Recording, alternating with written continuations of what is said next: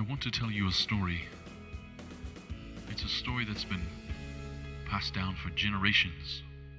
It's a true story. In the beginning, God created everything.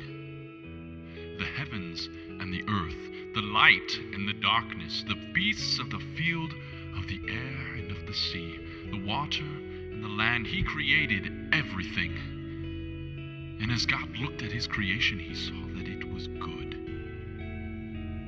God also created man. Man he created in his own image from the dust of the ground.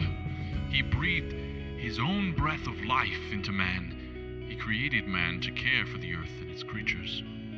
But God also created woman in his image, using a rib from man's side. And then God rested. God put man in charge of everything living on earth. He also grew a garden and put man in it to work and care for it. God told man to eat from all the trees in the garden, all of them, that is, except one. And God told man that if he ate from it or even touched that tree, he would die. Man, however, was tempted and disobeyed.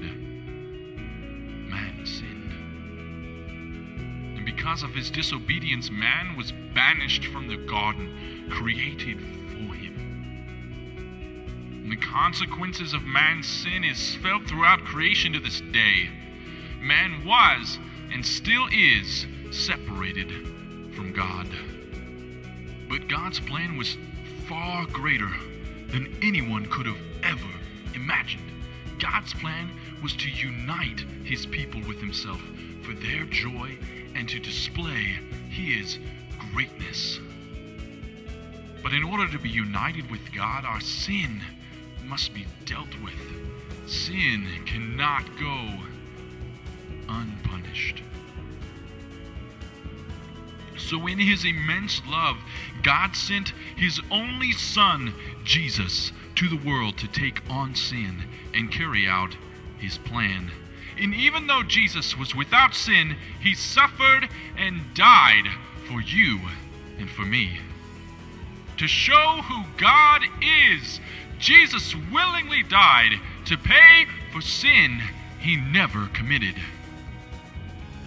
Through that great and selfless act, Jesus became the way to be united with God. He became the truth that would set us free. He became the life for all who wish to be free from sin. Jesus unites all who believe. But why? Why would God do such a thing to restore his people? Why would he sacrifice his only Son for us, even when we willingly sin against him? Why would he send Jesus to die in our place? To die in our place? It's so that he gets the credit. It's so that his name is glorified and we're able to share in this joy, because we were never meant to be alone.